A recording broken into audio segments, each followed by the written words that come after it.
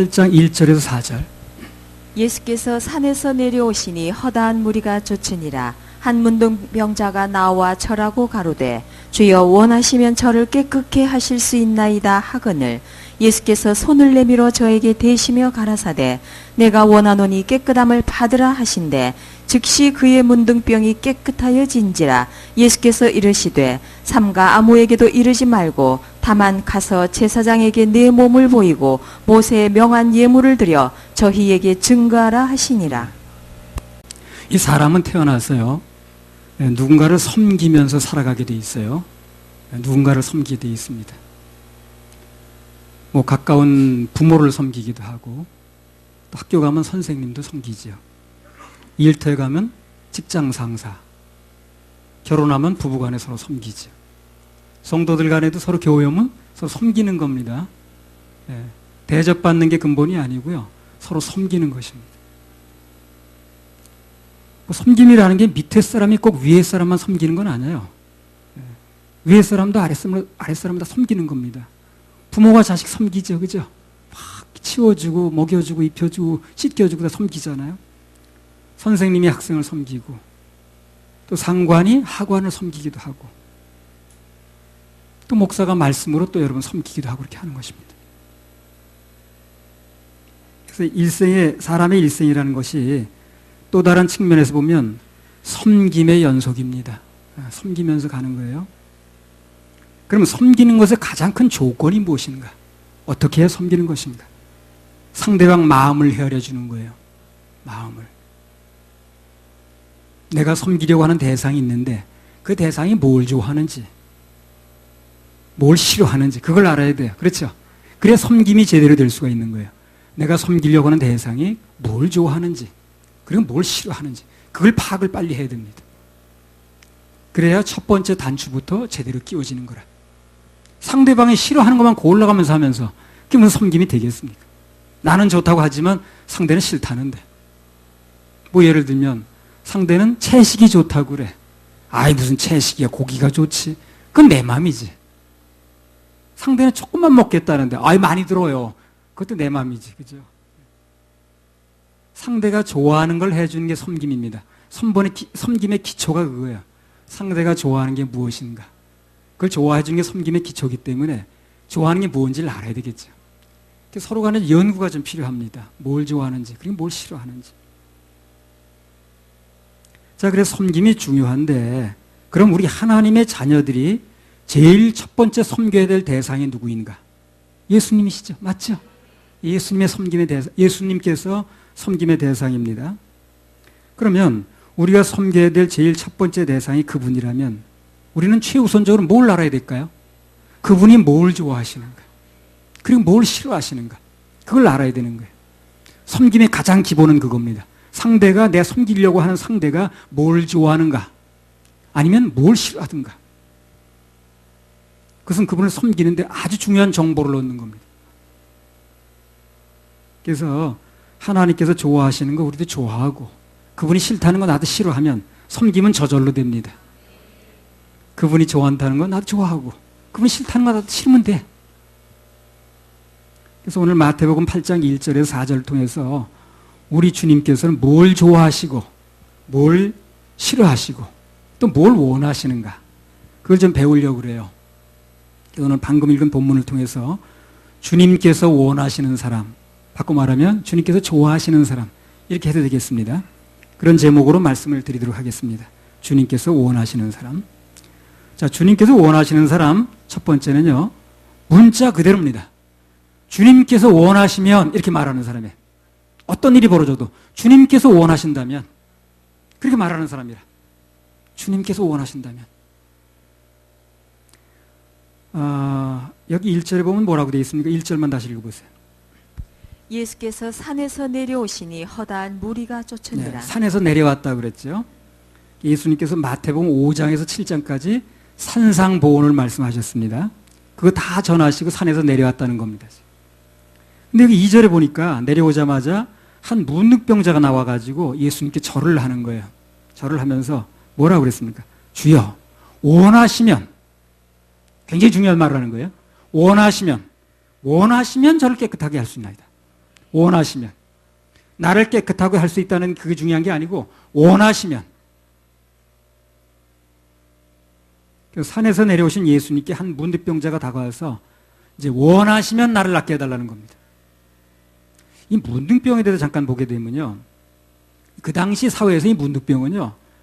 모든 질병 중에서 가장 무서운 병이었습니다. 하늘에서 내린 형벌 그래가지고 천형의 병 이렇게 얘기를 했어요. 천형. 완전 불치병이고 전염성이 무지하게 강하거든요. 문둥병의 잠복 기간이 약 9년 정도 된다고 그래요. 길게는 20년까지 되는 것도 있다고 그래요. 잠복 기간이 길수록 무서운 병이에요, 그게요. 감기는 잠복 기간이 얼마 안 되죠. 금방 나타나죠. 금방 약을 쓸 수가 있는 거예요. 근데 문득병이라는 건 잠복 기간이 무려 한 10년에서 20년 걸쳐 나타나니까 이미 몸에 다 퍼져 있는 거예요. 몸에 나타났을 때 고칠 수가 없는 겁니다. 그게 무서운 거예요, 그게. 그래서 문득병에 걸리게 되면 피부에 이렇게 그 연약한 부분부터 조그만 반점들이 생겨요. 그리고 병이 더 진행되면 이 몸에 이 털들이 다 빠지기 시작합니다. 눈썹 뭐 이런 게 다. 그리고 성대가 변해요. 목소리가 원래 자기 목소리가 아닌 목소리가 나와요. 굉장히 가지고 희한한 목소리가 나옵니다. 그전에 문득병자들 보면 그 목소리가 아주 희한하더라고요. 그리고 나중에 이제 손발이 썩기 시작하고 막 살점이 떨어져 나가고 감각이 없으니까. 그리고 최후에는 어떻게 되냐면요. 그 균이 뇌로 들어가요. 뇌로 들어가면 막 정신 이상을 많이 익힙니다. 그리고 혼수 상태가 되고. 그러니까 죽게 되는 병이 문득병이라 이게. 진행성 죽음이에요. 진행성 죽음. 조금씩 조금씩 죽어가는 거예요. 그래서 이제 당시 사회에서는요. 이 전염성이 너무 강하니까 아무도 180cm. 그러니까 180cm인가? 1m 80이죠. 1m 80 그 이내로 들어가면 안 돼요. 접근이 안 됩니다. 전염될까봐. 그리고 문득병자 쪽에서 바람이 불어오잖아요, 이렇게. 그러면 45m 이상 떨어져야 돼. 바람이 저쪽에서 불어오면. 문득병자 쪽에서 바람이 불어오면 뭐 공기절매 될까봐 그런지 그쪽에서 45m 이상을 떨어져야 돼. 그 규빗으로 나왔는데. 원래 한 규빗이 45cm 정도 되거든. 유대인들은요, 그 문둥병자가 지나간 거리에서 계란도 사질 않아요. 그러면 그 사람 지나가면서 바람을 몰고 갔다는 거예요. 그래서 그 물건을 사질 않습니다.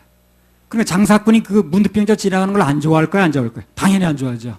영화배 시장반이. 그러니까 그냥 어디 그 저작거리 같은 데 나타나게 되면 막 쫓고 돌 던지고 난리 나는 거예요. 자기 그 근처만 지나가도 물건을 안 사니까 사람들이. 레위기 13장 45절에서 46절 한번 읽으세요. 한 자는 옷을 찢고 머리를 풀며 윗입술을 가리우고 외치기를 부정하다 부정하다 할 것이요 병 있는 날 동안은 늘 부정한 것이라 그가 부정한즉 혼자 살되 진 밖에 살지니라. 네, 조금 내려. 자, 문둥 환자는 옷을 찢어야 돼. 옷을 찢으면 그 환부가 보이겠죠. 보여야 되는 거예요. 가릴 수가 없어요. 그리고 머리를 풀어제치고 보통 일이 아니에요. 그리고 윗입술을 가려야 돼. 침 튈까봐. 그리고 계속 가면서 뭐라고 그래야 됩니까? 나는 부정환자입니다. 나는 문득병자입니다. 저리 비키세요. 이러고 가야 되는 거예요. 계속. 그리고 혼자 살아야 돼. 가족 떨어져야 됩니다. 혹시 상대방이 모르고 접근할까봐 계속 그 얘기를 해야 되는 거예요. 크게 외치면서. 상대방이 못 들었다 그러면 안 되니까. 그래서 문득병 환자 그런 말을 안 하고 가게 되면 고의적으로 문득병을 전염시키려고 의도로 봐가지고 돌을 막 던집니다. 죽어도 무방한 거야, 이제. 그러니 길에만 나가면 항상 계속해서 그 말을 하고 다녀야 되는 거야. 나는 부정환자입니다. 나는 문득병 환자입니다. 뭐 이러면서 얘기를 계속 하고 다녀야 되는 거야. 별로 좋은 소리도 아닌데. 얼마나 힘들겠습니까, 인생이. 문득병이 발병하면 가족들로부터 다 분리돼야 되고 진 밖으로 나가 살아야 되고 부모 자식 간에도 부부 간에도 헤어져야 됩니다. 그러면 옛날에 그 한정무란 가수가 있었어요. 그 사람은 그거 딱 한 곡 불렀어. 그 노래가 뭐냐면 꿈에 본 내 고향이라는 노래 있어요. 여러분 아십니까? 고향이 그리워도 못 가는 신세, 저 하늘 저 산 아래 아득한 천리, 언제나 외로워라 타향에서 우는 몸. 그 사람 한 곡 딱 불렀어. 그게 왜 이제 노랫말을 지었냐면, 들리는 얘기에 의하면 그 소록도라는데 그 당시에 그 문득병 환자들을 수용을 했거든. 그래서 어떤 젊은 연인이, 한 사람이 이제 그 남자가 그 안에 들어가 있는데 그 아가씨가 순정파인가 봐. 그게 문득병 환자만 들어가는 거예요, 그 안에는요. 정상인은 들어갈 수가 없는 거기. 그리고 면회 철저방사히 하면서 막 손을 비비는 거야. 자기도 문득병 환자 같이 되겠다는 거예요. 그래서 같이 들어가겠다는 거예요. 야, 순정파지. 그 아가씨 참. 그걸 본 거야, 이 노래 가사 작사가가. 그걸 보면서 그 노래를 이제 작시했다는 겁니다. 문득병이 걸리면 사실상 사형 선고 받은 것 같아요. 모든 것이 끝나는 것입니다. 자, 그렇게 놓고 볼 때 오늘 이 예수님 찾아온 문둥병자가 그 병이 낫겠다는 마음이 얼마나 절실하겠습니까? 그렇죠? 얼마나 절실하겠어요. 가족도 못 만나지, 집에도 못 들어가지, 부모님도 못 만나지. 그리고 계속해서 길에 다니면 그런 얘기 해야 되지. 뭐 문둥병에 외치고 그랬어야지. 혼자 살아야지. 얼마나 이 낫고자 하는 마음이 절실하겠냐고. 참 아주 뭐 절실하다 못해 아주 뭐 완전히 아주 그냥 뭐 거기에. 근데 오늘 보면요, 이 사람의 그 말과 그 태도와 말이 예수님을 감동시키는 거예요. 뭐라고 그랬습니까? 2절 다시 읽어보세요. 한 문둥병자가 나와 절하고 가로되 주여 원하시면 저를 깨끗게 하실 수 있나이다. 우선 예수님께 자신의 입장을 먼저 내세우지 않더라는 거예요. 이 사람이 고쳐달라고 말하지도 않더라는 거예요. 요구하지도 않았어요. 먼저 절을 했습니다. 절하는 게 경배 드리는 거거든요. 예배 드리는 거예요. 원래 예배란 말이 예수님께 하나님께 절하다 그런 뜻입니다. 내 필요를 말하기 전에 먼저 그분께 경배, 즉 예배부터 드렸다는 것입니다. 그게 중요한 거예요. 이 순서를 잘 아시기 바랍니다. 아무리 내 필요가 있어도 먼저 예배부터 드렸다는 거예요. 예배에 성공했다는 것입니다. 그래서 뭔가 소원이 있으면요, 예배부터 성공해야 돼요. 그래야 주님의 마음을 감동시킬 수가 있습니다. 이 문득병자가 주님께 절부터 하고 예배부터 드리고 그 다음에 당신이 원하시면 해달라는 거예요. 원하시면.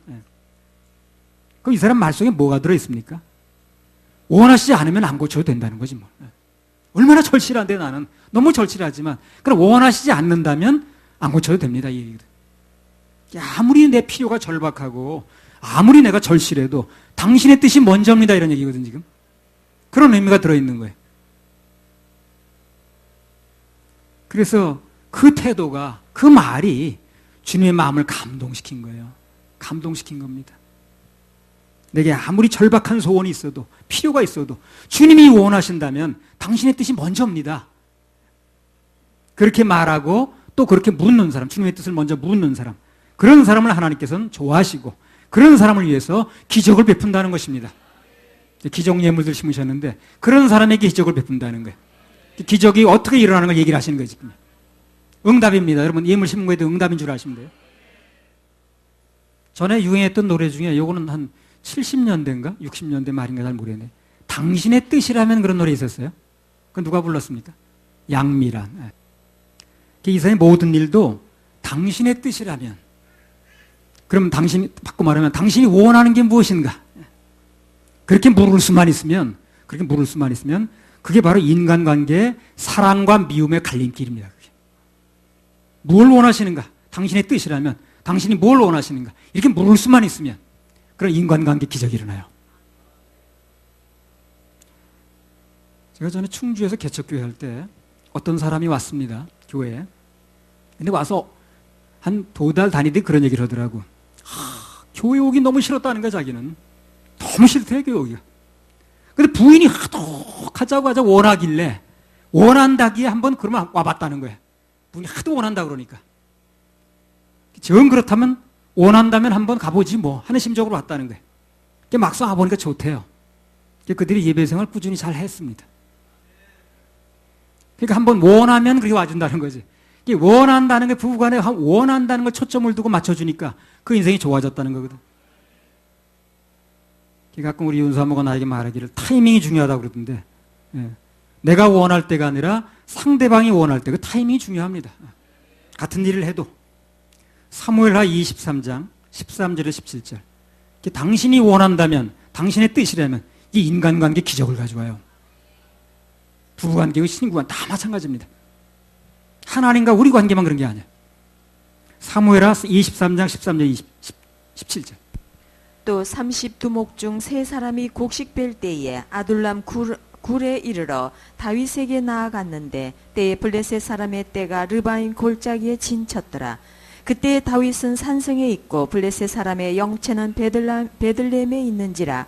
다윗이 사모하여 가로되 베들레헴 성문 곁 우물물을 누가 나로 마시게 할꼬 하매 세 용사가 블레셋 사람의 군대를 충돌하고 지나가서 베들레헴 성문 곁 우물물을 길어 가지고 다윗에게로 왔으나 다윗이 마시기를 기뻐 아니하고 그 물을 여호와께 부어드리며 가로되 여호와여 내가 결단코 이런 일을 하지 아니하리이다. 이는 생명을 돌아보지 아니하고 갔던 사람들의 피니이다 하고 마시기를 즐겨 아니하니라. 세 용사가 이런 일을 행하였더라. 자, 무슨 얘기입니까 이게? 다윗이 블레셋 사람들이 포위가 돼 있는 거예요. 전쟁하다가 어떻게 그렇게 됐습니다. 포위가 돼가지고 완전히 둘러싸여 있는데 자기 고향 베들레헴에 우물물이 하나 있는 거예요. 그 물을 먹고 싶어 하는 거예요, 다윗이. 그 물이 좀 먹고 싶다는 거예요. 그 물 좀 먹고 싶어. 그 물 먹고 싶을 때가 있더라고. 그 물이 그리워질 때가 있어요. 나도 그저 고향 그저 수원 살 때 그 우물물 너무 맛있었습니다. 물이 달다고 그랬어요. 물이 아주. 다윗이 그게 먹고 싶은 거예요. 근데 그걸 먹으려면 어떤 일이 하면은 그 적진을 뚫고 지나가야 돼. 목숨 걸어야 떠올 수 있는 거예요, 물을. 그러니까 먹고 싶은데 차마 말을 못하고 이제 중얼거리는 얘기를 하는 거예요. 그 물이 좀 먹고 싶다. 근데 다윗과 함께한 그 세 용사가 목숨을 걸고 가서 그 물을 떠왔다는 겁니다. 무슨 마음인가요? 당신이 원하시면 그거라. 어떤 난관도 감수하겠다는 거예요. 근데 다윗이 그걸 차마 먹질 못합니다. 그 물을. 그 부하들이 피를 흘리고 가서 떠놓은 물을 먹질 못하는 거예요. 하나님 부어드리잖아요. 그죠? 그렇죠? 먹질 못하고. 그 다음에 그들의 관계가 좋아졌을까요? 정말 좋아졌죠. 그래서 하나님께서 그 사연을 성경에 기록을 해놓으셨어요. 그 사연을. 나도 어렸을 때요, 6살 때든가 5살 때든가 기억이 잘 안 납니다. 우리 어머니가 일을 하시면 너무 무리하니까 처음 들고 다니면서 땅을 파서 무리를 하니까 지금 그렇게 생기는 사람이 별로 없어요. 우리 어렸을 땐 다리사의 가래토시 우리 혹이 이렇게 나오는 거예요. 그게 나면 꼼짝도 못해요. 걷지도 못하고 그냥 누워 있어야 돼. 근데 우리 어머니가 그래서 그런 말씀하시는 거야. 나 저기 밑에 그 우물물이 잡수고 싶대요. 그때 뭐 냉장고도 없고 그럴 때니까. 나 물이 좀 먹고 싶다. 그러니까 내가 이제 그 무거운 건 못 드니까 그 미군 그 부대에서 나온 그 우육깡통 있어요. 뭐 요만한 손 들기 딱 좋은 거 있어요. 그걸 들고 내려가는 거죠. 언덕 저 밑에 내려가면 그게 이제 2km 정도 돼요. 한 5리 정도 되는 거예요. 그걸 내려가서 물을 떠오는 거예요, 내가 이제. 그 어머니가 그걸 잡수고 너무 시원하다고. 여름이니까 냉장고가 없으니까 한 2시간 지나면 미지근해지잖아요. 그럼 내가 또 돌아가는 거예요, 그거를. 그래가지고 또 이제 하루 몇십 일 걷는 거죠, 그러니까 내가. 엄마가 너무 좋아하시는 거, 물맛 좋다고 맛있다고. 예. 그러니까 동네 사람들이 어쩌면 어린애가 저렇게 물을 뜨러 저렇게 하루도 왔다 갔다 몇십 리길인데 왔다 갔다 하냐고. 예. 크면서 나는 이제 어머니가 나한테 난 너 때문에 속상해 죽겠다. 그런 말을 별로 들은 적이 없습니다. 내가 하나님 사명의 길을 간다 그러니까 그때 좀 어머니가 부딪혔어요. 어머니보다 더 큰 분이 요구하는데 어쩔 수 없죠. 내 생각과 관계없이 당신께서 원하시면 하겠다. 그게 누구에게나 최고의 사랑 표현이 되는 겁니다. 그런 관계 속에 뭐가 일어나는 거예요? 당신이 원한다면. 자, 마태복음 다시 돌아갑니다. 마태복음 8장 1절 2절. 예수께서 산에서 내려오시니 허다한 무리가 쫓으니라. 한 문둥병자가 나와 절하고 가로되 주여 원하시면 저를 깨끗게 하실 수 있나이다. 오늘 이 사람 살이 썩어가고 손가락이 떨어져 나가고 시시각각 정말 생명 위험에 닥친 거예요. 언제 죽을지도 몰라. 절박한 상황입니다. 그래도 뭘 얘기합니까? 당신이 원하신다면 주님의 뜻을 먼저 세우는 거예요. 이게 보통 얘기가 아닙니다. 이게 실제 해보려면 너무 힘든 거예요. 이게. 그래서 기적이 아무 때나 일어나는 게 아닌 거예요. 그래서 그 결과가 뭡니까? 그의 평생 불치병 문득병은 고쳐졌다 안 고쳐졌다? 고쳐졌습니다. 하면서 고쳐졌습니다. 기적이 일어난 거예요. 순서가 중요합니다. 기적이 일어난 순서가 중요합니다. 먼저 내 마음속에 당신이 원하신다면 이게 중요한 거예요. 그럼 기적이 일어나는 거예요. 그 순서를 바꾸면 안 돼요. 오늘 산 우리도 마찬가지입니다. 주님 오늘 나 예식장도 가야 되고요. 사업도 바쁘고요. 가족과 안에 오래간만에 야외도 가야 되고요. 아무튼 나에겐 계획이 있다니까요 지금요. 그러나 주님께서 저희 예배를 받으시기 원하신다면 나는 그것을 최우선 순위로 삼겠습니다. 원하신다면 저는 일생의 목표가 있고요. 철실한 소원이 있고요. 하고 싶은 일이 너무 많이 있습니다. 그래도 주님이 원하신다면 나의 재능이라든가 내 물질이라든가 나의 시간이라든가 이 모든 것을 당신이 원하시는 곳에 제일 먼저 심겠습니다. 그렇게 나오는 사람한테 뭘 아끼겠냐는 거예요. 그렇게 나오는 사람한테. 그렇잖아요. 그렇게 나오는 사람한테 뭘 아끼겠냐는 거예요. 거기서 기적이 일어나는 겁니다. 기적예물 심고 기적이 어떻게 일어나는가 얘기하는 거예요. 지금 말씀하시죠. 그래서 그 인생에서 하나님의 원대를 외쳤던 사람치고 그분의 기적을 맛보지 않은 사람이 아무도 없습니다. 당신이 원하신다면 이렇게 외쳤던 사람치고 기적을 맛보지 않은 사람이 없어요. 우리가 잘 아는 그 조지 뮬러라고 있죠. 그 생애 93년 동안 수만 번의 기도 응답을 받았어요. 이 사람이 거의 10,000명이나 되는 고아들을 다 먹여 살렸습니다. 기도를 통해서. 우리 지난 시간에 그런 얘기 했잖아요. 빵이 없을 때 갑자기 빵 어디 싣고 가는 차가 길에 잘못 들었다고 해서 놓고 가고 그런 일이 10,000번이나 일어났어요. 그 비슷한 일들이. 일생 동안 헌금이요 100만 불 정도가 들어왔어요. 몇백만 불이 들어왔어요. 그게 19세기에 몇백만 불이면 엄청난 겁니다. 이게 천문학적 숫자예요. 그게 응답을 많이 받았어요. 이 사람이. 그럼 어떻게 해서 그렇게 생애에 많은 기적들이 일어났냐는 거예요. 이 사람이. 어떤 일을 하려고 할 때 아무리 절실한 필요가 있어도 이 조지 뮬러는 반드시 이렇게 질문했답니다. 먼저 이것이 하나님의 뜻입니까? 하나님이 원하시는 길입니까? 그리고 먼저 물었대요. 그 원하지 않으면 안 하겠다는 거죠. 반드시 이렇게 물었답니다. 그렇게 절실해도. 그 일이 주님께서 원하시는 일이 아니라고 판단되면 미련 없이 손을 떼었든가 포기했다는 거예요. 그게 왜 그러냐면요. 하나님께서 원하시는 일이 아니면 결국 나를 위하는 일도 아니더라는 거지. 굉장히 중요한 말입니다. 하나님이 원하시는 일이 아니면 그것도 결국은 나를 위하는 일도 아니더라는 거예요. 그게. 사람들이 잘 몰라서 그렇죠. 하나님께서 원하시는 일은 결국 나를 위한 일도 되는 겁니다. 그게. 나를 해롭게 하는 일이 아니에요. 하나님이 원하시는 일이 나를 해롭게 하는 일이 아니라니까요. 하나님이 원하시는 일이 나를 결국 이롭게 하는 일입니다. 나한테 좋은 일이에요. 누군가 인생에서 하나님의 기적을 보기 원한다면, 그렇다면 주님이 원하신다면 그 마음을 먼저 앞세워 보세요. 향해 보세요. 그러면 기적은 그날도 일어납니다. 그 인생의 기적은 여전히 일어납니다. 부부 사이에도 친구 사이에도 당신의 뜻이라면 그렇게 한번 해보면 아무리 나빴던 관계도 기적이 일어납니다. 그 가정법원에 이혼하러 오는 부부들 보면요. 당신의 뜻이라면 대부분 그걸 한마디 못해서 온대요. 거기. 그걸 못하는 거예요. 그 이혼하러 오는 사람은 여러 가지 이유가 있는데 뭐 이래서 오고 저래서 오는데 간단히 말해서 들어보면 그런 얘기를 해. 당신의 뜻이라면 이걸 못하는 거예요. 부부 사이에. 그래 자기 뜻만 내세우다 그냥 그러면 내 뜻이 맞는가 네 뜻이 맞는가 그 재판관 앞에 판단을 받아보자. 그 헤어지는 거예요. 그래가지고. 그 재판관들이 보니까 많은 사례를 보니까 그러다는 거예요. 당신의 뜻이라면 이걸 하나 못하더라는 거예요. 오늘 부부가 오신 분들이 있죠. 마주 이렇게 한번 쳐다보세요. 부부간에 서로 말합시다. 당신이 원하신다면 따르겠어요. 아유, 우리 힘이 없어. 당신이 원하신다면 따르겠어요. 물론 죄 짓는 건 빼놓고 죄 짓는 것까지 따르면 안 되지. 그렇게 말 안 되려만 한번 해보세요. 기적이 일어납니다.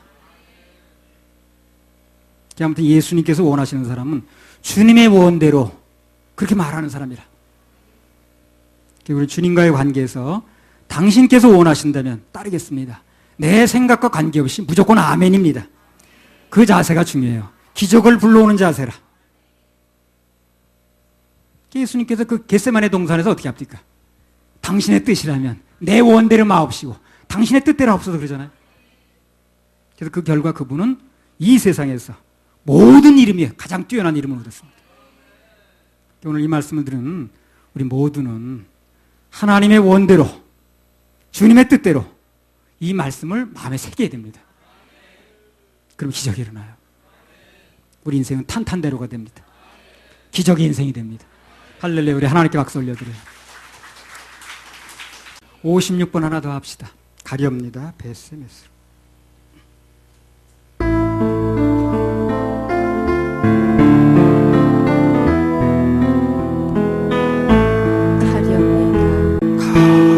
가렵니다. 베세메스로 베세메스 가렵니다. 가렵니다.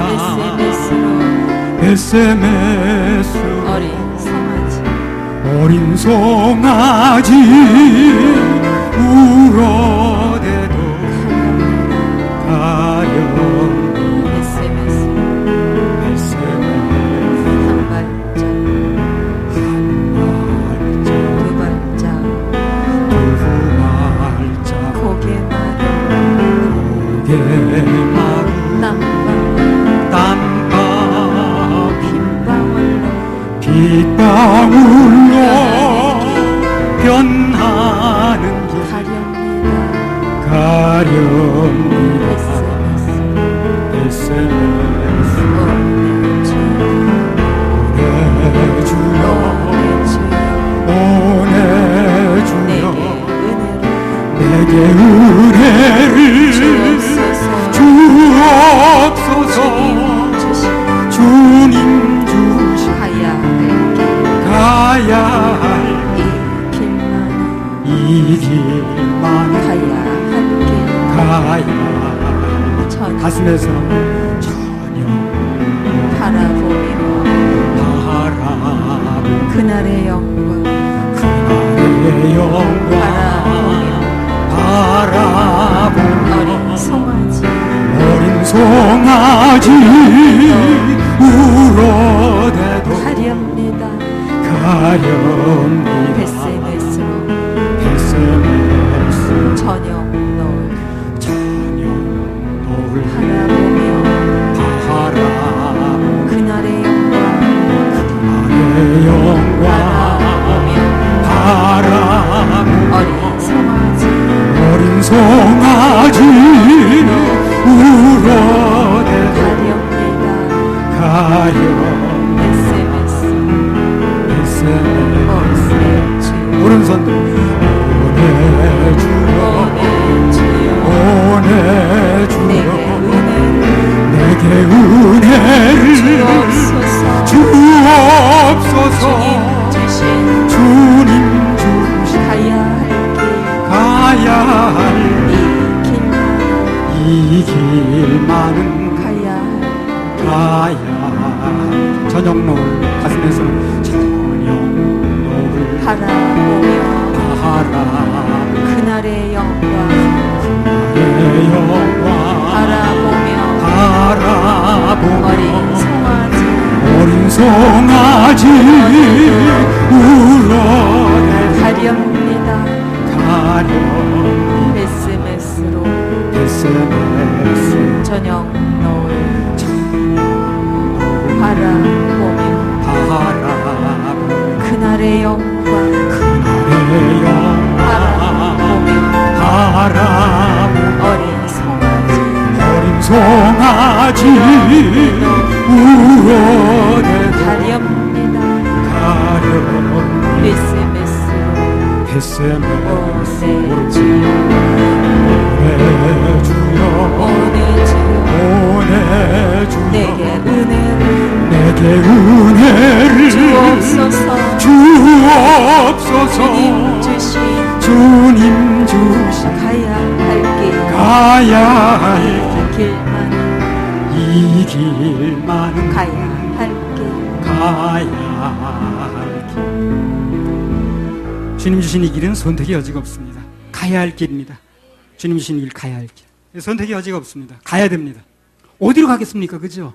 새 길이 어디 있겠어요? 곁길이 어디 있고 가야만 됩니다. 동남풍이 불어와도 A-37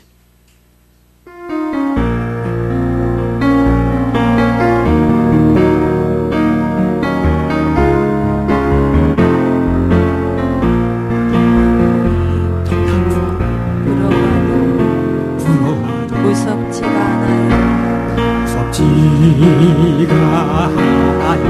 우리 주님 우리 주님 두렵지가 않아요. 두렵지가 않아요. 바람을 꾸짖어 잠잠케 하신 예수님 모셨으니 염려 없어요. 능력에 나의 주님 함께 계시니 어려움이 있다 해도 감사하며 살래요. 거센하도 몰아쳐도 무섭지가 않아요.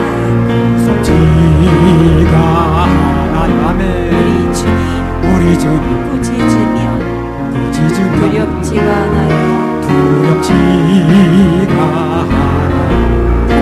풍랑을 명하여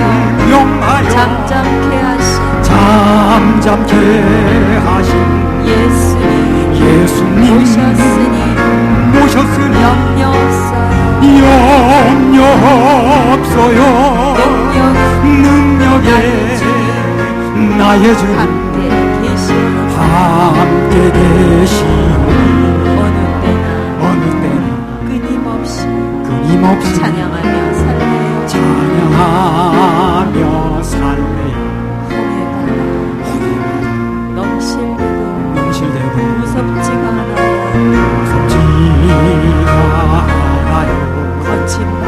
거친 바다 갈라지니 두렵지가 않아요. 지팡이 내밀어 건너게 하신 예수님 모셨으니 염려 없어요. 능력에 나의 주님 함께 계시오니 모든 것이 잘 될 때도 예배하며 살래요.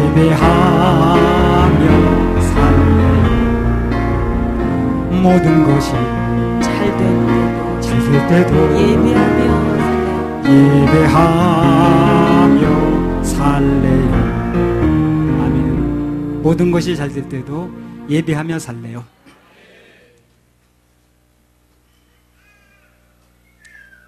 자, 주님께서 원하시는 사람 두 번째입니다. 두 번째는요, 죄로부터 깨끗해진 사람이에요. 죄로부터 깨끗해진 사람. 마태복음 8장 3절. 예수께서 손을 내밀어 저에게 대시며 가라사대 내가 원하노니 깨끗함을 받으라 하신대 즉시 그의 문둥병이 깨끗하여진지라. 자, 여기 보면 예수님께서 그의 문둥병이 깨끗해지길 원한다고 그러셨어요. 앞으로 계속 나오겠습니다만, 이제 설교를 계속 하겠습니다만, 마태복음 8장과 9장 사이에 예수님의 10가지 표적이 나와요. 쭉 순서대로 설교가 될 겁니다. 만왕의 왕으로서 권능이 나타나야 되거든. 권능을 보이시는 과정에서 10가지 표적들이 쭉 나옵니다. 근데 오늘 첫 번째 표적이 이거예요. 그 10가지 표적 중에서. 첫 번째 표적이 문둥병을 고치는 거예요. 문둥병을. 오늘 문둥병 고치시고, 다음 주에는 백부장의 하인의 병을 고칩니다. 그 다음에 베드로 장모의 열병을 또 고쳤어요. 자, 그러면 쭉 이렇게 10가지 표적이 나오는데, 그 중에서 그 많은 표적 중에 제일 먼저 오늘 문둥병을 고치셨어요. 이게 이유가 있는 거예요. 이게 아무렇게 되는 게 아니고, 그 많은 표적 중에서 제일 먼저 문둥병을 고쳤다는 게 이유가 있다니까요. 그러면 예수님께서 그 많은 표적 중에 제일 먼저 문둥병을 고친 이유가 뭐냐는 거죠. 당시 예수님 주위에 문둥병 환자만 있는 게 아닙니다. 손마름병, 무슨 혈루증 해가지고 많아요. 중풍도 있고. 근데 이 문둥병을 제일 먼저 고치는 거예요. 이 문둥병이 상징하는 독특한 의미가 있어요. 그래서 그런 거예요. 문둥병이 상징하는 독특한 의미가 있습니다. 그래서 성경에 나오는 모든 순서는요, 그냥 순서가 아니라 다 뜻이 있습니다. 예를 들어서 욥과 같은 고난을 통해서 시편의 노래가 나오는 거예요. 그렇죠? 그 다음에 잠언의 지혜를 통해서 인생의 유한성을 안 사람이 전도에서 나오는 세상의 허무함을 통해서 아가서의 사랑이 이루어지는 거거든. 근데 전도 뭡니까? 욥 시편 전도 아가서라. 그래서 순서가. 그럼 문둥병이 왜 제일 먼저 나왔는가? 이 성경에서 문둥병은 죄를 상징합니다. 그 죄는 영혼의 문득병이에요. 영혼의 문득병. 그래서 여기 문득병과 죄는 여러 가지 공통점이 있습니다. 문득병은 금방 나타나지 않고 잠복기가 길다고 그랬죠. 우리가 지은 죄의 결과도 금방 나타나지 않아요. 잠복기가 있어요. 그러니까 그 죄의 저도 금방 안 나타나요. 그렇게 생각하지 마세요, 여러분요. 잠복기가 있는 겁니다. 언젠가 나타납니다, 그게. 그냥 금방 그 결과가 나타난다고 함부로 막 죄를 질 일이 아니라, 담대하게 죄를 질 일이 아니에요. 그 죄라는 게 잠복기가 있기 때문에 문득병하고 똑같아요. 잠복기를 거쳐서 언젠가 열매로 나타나요, 그게. 자기는 잊어버렸는데. 그리고 앞서 말씀드렸다시피 문득병이 들어오면요, 감각기관이 서서히 마비된다고 그랬죠. 나중에 살점이 떨어져 나고 손가락이 잘라져 나가도 목숨을 이제 가는 지경까지 가는 거거든요. 모르고 있다가. 죄도 마찬가지입니다. 처음에 죄를 지면은요, 막 가슴이 두근거려. 두근반, 세근반. 막 손이 떨리고, 막 입술이 막 그냥 힘이 안 주어지고 타고 막 그럽니다. 근데 한두 번 한두 번 횟수가 늘어나면 어떻게 될까요? 감각이 무뎌져요. 문득병하고 똑같습니다, 저희가. 예를 들어서 예배 때 한두 번 빠지면 처음에는 마음에 좀 걸립니다. 그리고 목길에 자동차 타고 가다 펑크 날 것 같고 불안하고 편치가 않아요. 근데 계속 빠지면 이제 졸업하는 거게 돼. 아무렇지도 않아 나중에. 그리고 문득병이 걸리면 진 밖으로 격리된다고 그랬죠. 문득병을 치료받지 않으면 천국에 못 들어갑니다. 똑같아요. 문득병이 나았느냐 아니냐는 하나님께서 인정한 제사장만 판명합니다. 오늘날 우리의 영혼의 문득병의 죄도 그것이 깨끗게 되었는 걸 판단은 누구만 합니까? 예수님만이 하십니다.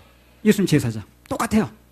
그 문득병이 아무리 내 눈에 났어도 그 제사장이 판정을 해줘야 돼요. 이 사람 문득병 났다고. 그래 나아진 거야. 우리가 아무리 난 깨끗해, 나는 거룩해, 나는 뭐 주님의 사랑을 받아 음성을 들어가지고 무슨 어떻게 해가지고 구원받았다 아무리 해도 예수님 말씀으로 증명을 해줘야 돼, 그걸요. 근데 증명을 안 받은 사람이 이렇게 많더라고. 자기 나름대로야. 나름대로 신앙이야. 그럼 어떻게 되냐? 뜨거운 거 불이 떨어졌대. 뭐 총알이 날아가는데 안 맞았대. 이런 걸 자기 나름대로 알고 있더라니까. 그렇지 않아요. 주님께서 문득병이 치료됐다고 말씀으로 확인을 해줘야 돼요. 누가 뭐라고 그래도 우리는 죄에 대해서 또 그 용서에 대해서 구원에 대해서 오직 하나님의 말씀만 믿어야 됩니다. 그래 실수가 없어요. 자기 나름대로 믿어서 일 게 아니라. 죄수가 앉아가지고 내가 지은 죄는 한 징역 3년밖에 안 돼. 그럼 무슨 용이 있나? 판사가 어떻게 때리냐고 하면 좋아. 그렇죠? 그렇잖아요? 반면에 과거에 내가 어떤 죄를 지었든 간에 어떤 문득병에 걸렸든 간에 하나님께서 낫다 그러면 어떻게 되는 거예요? 난 거예요, 그냥. 난 거예요. 내가 무슨 죄를 지었고 내가 지난 여름에 이런 죄를 지었는데 별소리 다 해도 예수님이 낫다 그러면 난 겁니다. 그 제사장이 한번 판정 내리면 그걸 끝나는 거예요. 모든 걸 거기 걸어야 되는 거예요. 내 생각에 걸면 안 돼. 나 젊어서 소시절에 뭐 이런 죄를 어쩌고 해도 예수님이 낫다 그러면 난 겁니다, 또. 그러나 세상에서 어떤 방법을 제시해도 주님께서 아니라 그러면 또 아닌 겁니다. 더 이상 생각해 볼 여지도 없어요, 그거. 그러니까 왜 문득병을 고치는 기적을 먼저 행하셨는가, 예수님께서. 거기에는 사람들과 예수님과 최초의 관계가 영혼의 문득병이 해결돼야 된다는 거예요. 그걸 제일 먼저 하는 거예요. 그래서 순서가 있다고 그랬잖아요. 영혼의 문득병, 죄 문제가 해결돼야 그 다음 진도가 나가는 겁니다. 그래서 제일 먼저 그걸 하는 거예요.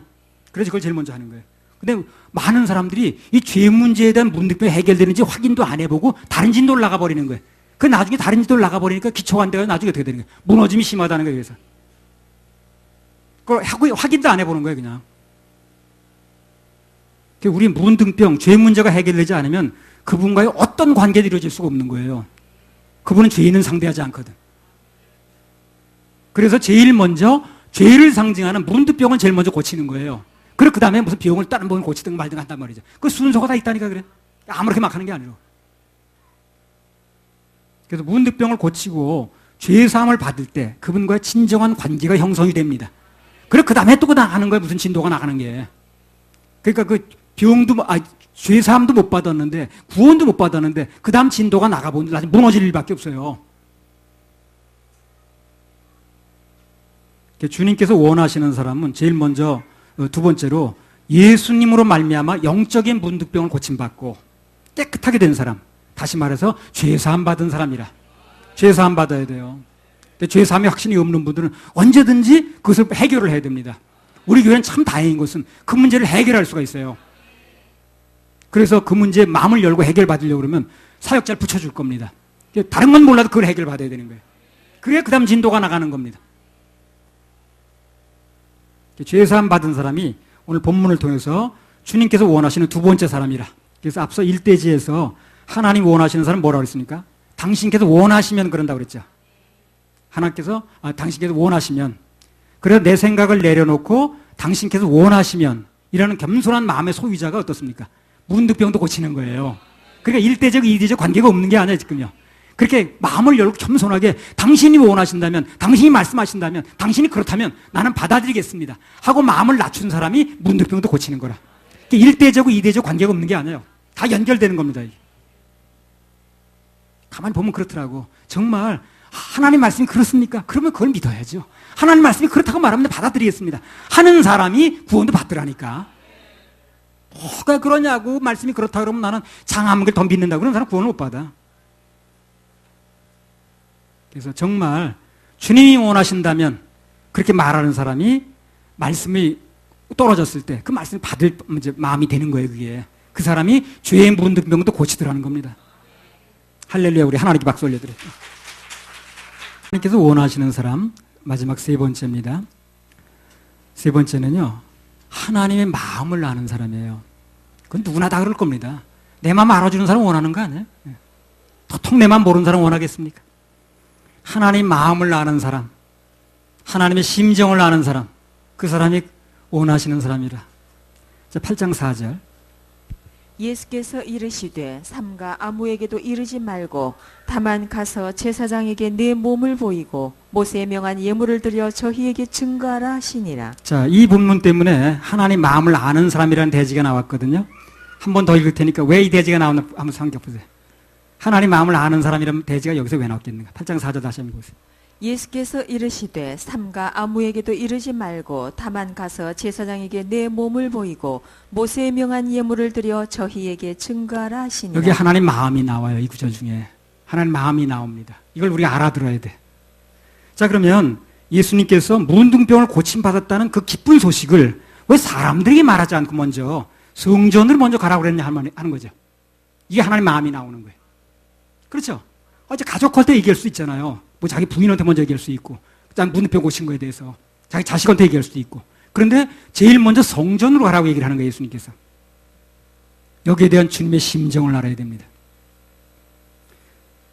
주님의 그 구약시대 성전이 뭐 하는 곳입니까? 하나님의 임재가 있는 곳이에요. 거기 의지성소도 있고 그러잖아요. 이 말씀은 한마디로 말해서 병이 나은 것을 먼저 하나님께 감사하라는 거예요. 그리고 그분께 합당한 예물을 드리라는 것입니다. 그러니까 우리는 여기서 예수님께서 사람에게 먼저 가지 말고 뭐 만나고 싶은 사람이 있겠지만 하나님께 먼저 가라는 말이 깊은 뜻을 이해할 필요가 있어요. 그걸 알아야 비로소 하나님의 깊은 마음을 이해하는 것입니다. 자, 예를 하나 들겠습니다. 만약 직장에서 승진을 했어. 아멘만 해요, 빨리요. 두 손 들고 아멘하면 두 배 빨리 돼요. 그럼 그 소식을 누구한테 제일 먼저 전하겠습니까? 승진하면. 한마디로 말하면 그 소식을 가장 기뻐할 사람한테 전하겠죠. 그죠? 그래요. 아유, 뭐 잘 됐네. 이런 사람보다는 정말 기뻐할 사람. 그 소식을 듣고 정말 기뻐할 사람한테 제일 먼저 전하지 않겠습니까? 그러면 앞서 말씀드릴 문득병이 죄를 상징한다고 그랬는데, 그렇죠? 그 죄의 병, 문득병이 나은 것을 가장 기뻐하실 분이 누구겠냐는 거예요. 하나님이시라는 거예요. 그 심정을 알아야 돼요, 우리가요. 그래서 그를 먼저 가라고 그러는 거예요. 가장 기뻐하실 분에게 먼저 가라는 겁니다. 그러니까 우리 죄의 문득병을 고치게 되면, 죄의 영혼이 구원받게 되면 가장 기뻐할 분이 그분인 거예요. 그래서 그를 먼저 가라고 그러는 거예요. 이 심정을 우리가 알아들어야 되는 거예요. 자, 누가복음 15장 7절. 내가 너희에게 이르노니 이와 같이 죄인 하나가 회개하면 하늘에서는 회개할 것 없는 의인 99을 인하여 기뻐하는 것보다 더 하리라. 이른 양 하나를 찾게 되면 99마리 있는 것보다 더 기뻐한다는 거죠. 99마리 구원된 거니까. 누군가 새로운 영혼이 구원받으면 하늘에서는 이렇게 기뻐하는 겁니다. 우리 심정을 알아야 사역이 되는 거예요. 정말 한 영혼이 구원받으면 하늘에서 얼마나 기뻐하는가. 이 아버지 심정이 이해가 될 때 사역이 되는 거예요. 그걸 모르는 사역이 잘 되질 않아요. 환경만 커 보이고. 자, 누가복음 15장 8절에서 10절. 여자가 10드라크마가 있는데 하나를 잃으면 등불을 켜고 집을 쓸며 찾도록 부지런히 찾지 아니하겠느냐. 또 찾은즉 벗과 이웃을 불러 모으고 말하되 나와 함께 즐기자. 잃은 드라크마를 찾았노라 하리라. 내가 너희에게 이르노니 이와 같이 죄인 하나가 회개하면 하나님의 사자들 앞에 기쁨이 되느니라. 그 죄인 한 사람이 회개하고 돌아왔을 때 하늘나라에서는 큰 기쁨이 있다는 겁니다. 잔치가 벌어져요, 잔치. 잔치가 벌어지는 거예요. 물론 여기서 말하는 회개는요, 오직 예수님만을 구세주로 받아야 되는 생명 없는 회개를 얘기를 합니다. 근데 누가복음 15장에 보세요. 집 나갔던 아들이 돌아오니까 아버지가 어떻게 합니까? 막 뛰죠. 하나님이 뛰었다는 얘기가 처음 나와요, 성경에. 하나 그때 아버지가 막 뛰잖아요. 입을 맞추고 그러잖아요. 누가복음 15장 22절에 24절 한번 읽어보세요. 아버지는 종들에게 이르되 제일 좋은 옷을 내어다가 입히고 손에 가락지를 끼우고 발에 신을 신기라. 그리고 살진 송아지를 끌어다가 잡으라. 우리가 먹고 즐기자.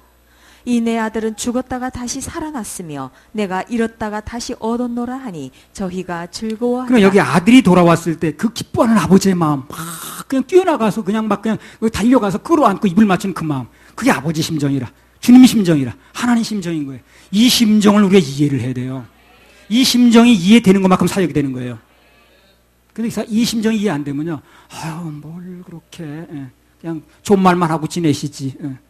아니 사람이 지옥으로 끌려간다는데 뭐 좋긴 뭘 좋은가 그게. 이 심정을 알아갈수록 사람이 달라집니다. 이 심정이 이해될수록 달라지는 거예요. 그래서 우리는 거기서 주님 심정을 알 수가 있는 거예요. 그래서 우리는 구령이라든가 양육, 이것을 사역의 최우선순위로 삼습니다. 우리 서울교회는요, 가장 우선순위가 그거예요. 구령하는 거, 양육하는 거예요. 왜? 아버지가 가장 기쁘시다니까 그게. 뭐 다른 것도 많이 있겠지만 가장 기뻐하는 걸 제일 먼저 해야 되잖아요. 아까 말씀드렸죠. 그분이 원하시는 거, 그분이 기뻐하시는 게 뭔가를 알아야 된다고 그러잖아요. 그분이 가장 기뻐하시는 게 이거라. 하늘날 잔치한다는 얘기 다른 건 없어요. 그리고 그렇게 뛰어나갔다는 얘기 다른 거, 하나님 달려갔다는 얘기 다른 거 없습니다. 아들이 돌아오면, 잃었던 아들이 돌아오면 뛰어나간다는 거거든. 가장 기뻐한다는 거거든. 그래서 우리는 구령 사역을 하는 거예요. 그래서 여기에 우리는 모든 걸 거는 겁니다. 누가 구원받았다는 소식 듣고 신발도 안 신고 뛰어나 잔치한 사람 별로 없죠, 여기요. 그냥 기뻐는 하지만 그렇게까지는 하지 않습니다. 그러나 우리 주님은 죄인 하나가 문득병을 치료받고 돌아오면 하늘나라에서 잔치를 벌린다는 거예요. 그게 가장 기뻐하는 분이 그분이라는 거예요. 그러니까 우리를 기준하면 안 돼요. 왜 기뻐합니까? 당신은 핏값을 찾은 거거든. 예수님의 핏값을 가장 귀하게 여기는 분이 예수님이에요. 그걸 아셔야 됩니다. 우린 예수님 핏값에 대해서 귀하다고 여기지만 그렇게까지 여기진 않아요. 왜? 내 피가 아니니까. 그러나 예수님의 핏값을 가장 귀하게 여기는 분이 예수님이에요. 당신의 핏값을 가장 귀하게 여긴다고. 그 핏값을 찾는 길은 구원밖에 없는 거예요. 뭐 병이 낫네, 무슨 뭐 장사가 잘 되네, 무슨 아이가 좋은 학교 들어가네. 그건 핏값 찾는 일이 아니에요. 그렇죠? 그거는 복을 받은 건 맞습니다. 그러나 그 핏값 찾는 일이 아니에요. 핏값 찾는 일은 죽을 영혼이 살아나는 거. 이것만 핏값 찾는 일이라. 핏값을 찾는 일을 가장 좋아하는 거예요. 이 심정을 우리가 알아야 된다니까요. 그 사람들은 무슨 장사해서 돈을 많이 벌었네, 뭐 횟집에서 1억을 벌었네. 그거 다 좋죠. 돈 벌어 나쁠 게 뭐 있나. 그러나 그건 핏값 찾는 일은 아니에요, 그거는요. 가장 핏값을 찾는 일은 뭐냐면 그 죄인이 죽을 영혼들이 살아나는 겁니다. 그래서 예수님의 핏값을 가장 귀하게 여기는 분이 예수님 자신이라는 거. 주님께서 누군가 죄의 문둥병으로부터 고침받고 죄의 포로에서 노임받으면 그렇게 기쁘신 거예요. 당신의 핏값을 찾았으니까. 마치 죽었던 자식이 돌아온 것처럼 기뻐하시는 겁니다. 우리는 내 핏값을 찾은 게 아니기 때문에 그렇게까지 기쁜지 모르는 거예요. 그러니까 그 주님이 얼마나 당신의 핏값을 귀중하게 여기고 기뻐하시는가. 이 심정이 이해되는 것만큼 사역의 깊이가 들어가는 거예요. 우리는 가장 기뻐하는 분에게 먼저 가는 것이 맞는 겁니다. 그래서 우리는 그분이 예배를 원하신다니까 다른 일이 있어도 열조차고 예배를 먼저 드리는 거예요. 뭐 다른 게 아니라. 우리가 잘 됐을 때 그것을 가장 기뻐할 분은 하나님이시더라는 거. 그 마음을 이해하면 우리는 자동적으로 주님 우선순위 생활을 할 수가 있는 것입니다. 나를 가장 위하고 나를 가장 기뻐하고 나를 가장 안전하게 하실 분에게 가는 게 정상 아닙니까?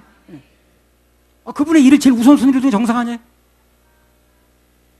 앞서 말씀드린 대로요, 당신 문득병 환자는 전염될까봐 1m 80 이내로 들어가면 안 되거든. 근데 예수님이 어떻게 했습니까? 아무도 가까이 안 가려고 그러는데 몸소 가셔서 그 환부에다 손을 대셨죠. 그럴 분은 예수님밖에 없다는 거예요. 피부 접촉하면서까지. 뭐 45m만 있어도 뭐 계란도 안 사 먹는다는 거예요. 아무도 손 안 대려고 하는 우리 추악한 죄 문제. 우리 죄 문제 얼마나 추악합니까? 누구에도 말할 수 없는 죄들이 있잖아요. 그걸 주님만이 해결해 주시는 거예요. 아마 그 사람마다 자기 지은 죄를 다 얘기를 하면 아마 골이 아파 듣지도 못할 겁니다. 그거 다 듣고 앉았겠어요, 그걸. 그래서 주님은 그걸 해결하시는 분 아닙니다. 아무리 친한 사람도요, 악성 전염병에 걸렸다고 한번 해보세요. 감기만 들려도 그 옆에 잘 안 가려고 그럽니다, 사람들. 그렇죠? 감기만 들려도 그 옆에 잘 안 가려고 그래요. 지난번에 메르스? 그거 보셨잖아요, 그래요. 그 메르스 사태가 벌어질 때 사람들이 어떻게 나오나, 여러분 보셨잖아요. 그때도 다가오시는 분은 주님밖에 없다는 거예요. 끝내. 하나님의 마음에 원하는 사람 누구인가? 이 세상에 나를 가장 사랑하시는 분이 하나님인 줄 아는 사람. 주님의 마음을 아는 사람이라.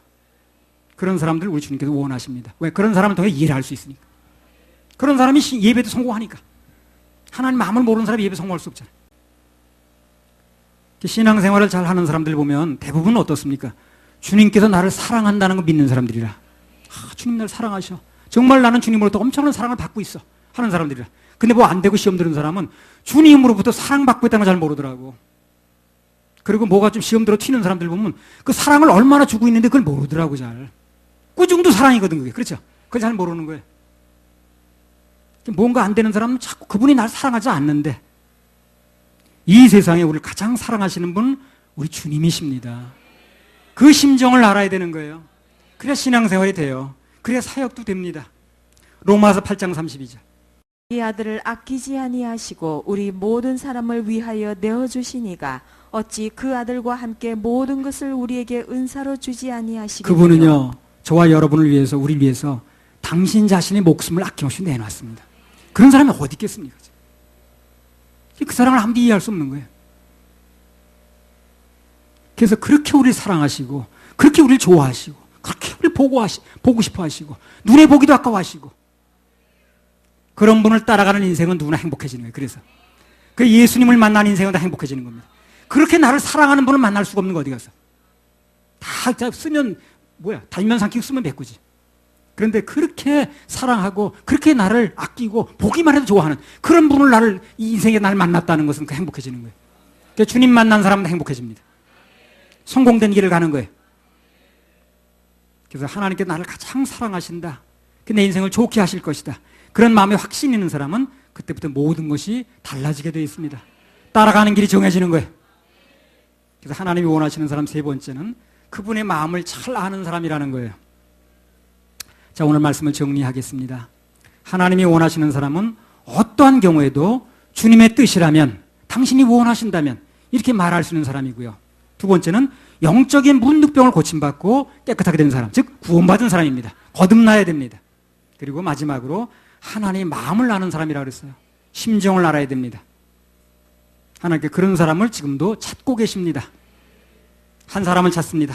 한 사람을 찾습니다. 그런 한 사람을 찾는 거예요. 할렐루야. 우리 하나님께 박수 올려드려요.